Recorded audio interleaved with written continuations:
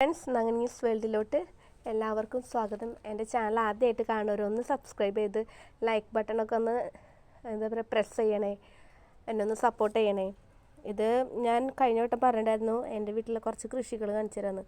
വലിയ രീതിയിലൊന്നുമില്ല, ഒരു ചെറിയ രീതിയിലുള്ള കേട്ടോ, വളരെ ചെറിയ രീതിയിൽ, വലിയ സംഭവമൊന്നുമല്ല. ഇതൊക്കെ എൻ്റെ കയ്യിലുള്ള തക്കാളി ചെടികളാണ് കേട്ടോ. ഇതെന്ന് പറഞ്ഞു കഴിഞ്ഞാൽ ഞാൻ നമ്മുടെ കടയിൽ നിന്ന് മേടിക്കുന്ന തക്കാളി മുളപ്പിച്ചിട്ട് ഉണ്ടാക്കിയതാണ്. ഞാൻ ഒരു പ്രാവശ്യം ഇതുപോലെ മുളപ്പിച്ച് ടെറസിൻ്റെ മേലെ വെച്ചിട്ടുണ്ടായിരുന്നു. അന്ന് എനിക്ക് നല്ലോണം ഉണ്ടായിരുന്നു. ഒരു 10-20 ഗ്രോ ബാഗിൽ ഞാൻ അന്ന് വെച്ചു. അന്ന് എനിക്ക് നല്ലോണം കിട്ടി. നമ്മുടെ തക്കാളിക്കൊക്കെ വില കൂടിയ സമയത്ത് എനിക്ക് പുറത്ത് കടയിൽ നിന്ന് മേടിക്കേണ്ടി വന്നില്ല. പിന്നെ ഇത് ഒരു ഇത്തിരി സ്പെഷ്യലാണ് കേട്ടോ. ഇതെന്ന് വെച്ച് കഴിഞ്ഞാൽ ഇത് മുളകിൻ്റെ തൈയാണ്. ഇത് ഞാൻ മൈ വേൾഡ് എന്ന് പറഞ്ഞിട്ട് ഒരു യൂട്യൂബ് ചാനലിൽ അവർ വിളവെടുപ്പ് ചെയ്യുന്നത് കണ്ടിട്ട് ഞാൻ ജസ്റ്റ് കമൻ്റ് അയച്ചു, എനിക്ക് കുറച്ച് മുളക് വിത്ത് തരുമെന്ന് ചോദിച്ചിട്ട്.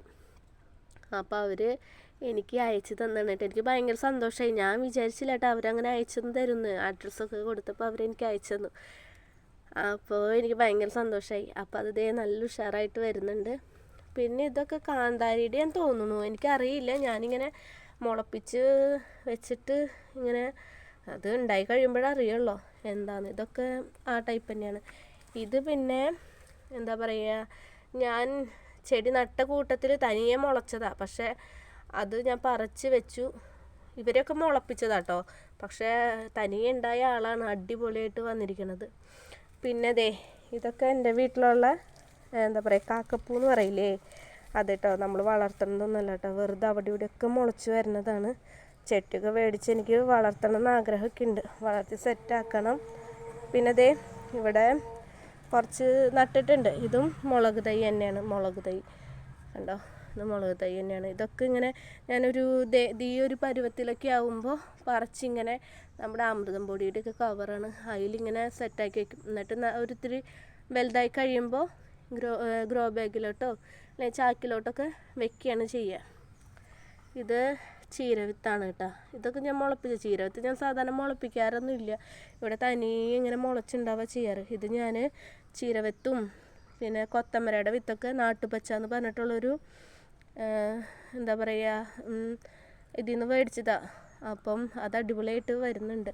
പിന്നെ ഇതാണ് ഇവിടുത്തെ ഏറ്റവും വലിയ ഹൈലൈറ്റ് എന്ന് വെച്ച് കഴിഞ്ഞാൽ ഇത് നല്ല അടിപൊളി മുളക്. ഇതിനങ്ങനെ കേടുകളൊന്നും വരില്ല. കണ്ടോ, നല്ല വലുപ്പത്തിയിട്ടാണ് പോണത്. ഞാൻ ഇത്രയ്ക്ക് വലിപ്പം നന്നായി വെക്കും കേട്ടോ. അത് നല്ലോണം വലിപ്പം വെക്കണ കൂട്ടത്തിലുള്ളതാണ്. പിന്നെ ഇതിൻ്റെ മുളകിൻ്റെ തണ്ടൊക്കെ കണ്ടോ, ഭയങ്കര കട്ടിയാണ്. നല്ല രസം ഇത് കാണാൻ, നല്ല ഭംഗിയാണ്. ഇതിങ്ങനെ ഉണ്ടാകുമ്പോഴുണ്ടല്ലോ നിറഞ്ഞിങ്ങനെ നിൽക്കും, നിറഞ്ഞ് കാണാൻ തന്നെ ഒരു പ്രത്യേക ഭംഗിയാണ്. പക്ഷെ ഇത് കുറേ നാൾ നിൽക്കും ചെയ്യും കേട്ടോ. ഇതിപ്പോൾ അടുത്ത് വെച്ചുണ്ടാക്കിയതാണ്. പെട്ടെന്ന് തന്നെയാണ് ഇതിൻ്റെ വളർച്ചയും എല്ലാതും. അങ്ങനെ മുരടിപ്പൊന്നും അങ്ങനെ വരുന്ന കൂട്ടത്തിലുള്ള ചെടിയല്ല കേട്ടോ. ഈ മുളക് തന്നെയാണ് ഇവിടെ കൂടുതലുള്ളത്. ഇപ്പോൾ ഒരു 1, 2, 4 കടയുണ്ട്. അതിൽ 3 കട ഞാൻ വെച്ചിട്ടുള്ളതും പിന്നെ ഒരെണ്ണം ഒരു 5 വർഷത്തോളമായിട്ടുണ്ട് ഇവിടെ ഉണ്ടായിട്ട്. അതിപ്പോൾ ഏകദേശം നശിക്കാറായി. അതിൻ്റെ കൂട്ടത്തിലുള്ളവരൊക്കെ നശിച്ചു പോയി. ഇങ്ങനെ ഇപ്പോഴും നിൽക്കുന്നുണ്ട്. പിന്നെ ഇതൊക്കെ എന്ന് വെച്ച് കഴിഞ്ഞാൽ കഴിഞ്ഞ കൊല്ലം അതിന് മുന്നത്തെ കൊല്ലമൊക്കെ നട്ടിട്ട് എന്താ പറയുക വാടിപ്പോയിട്ട് ഞാൻ അതിൻ്റെ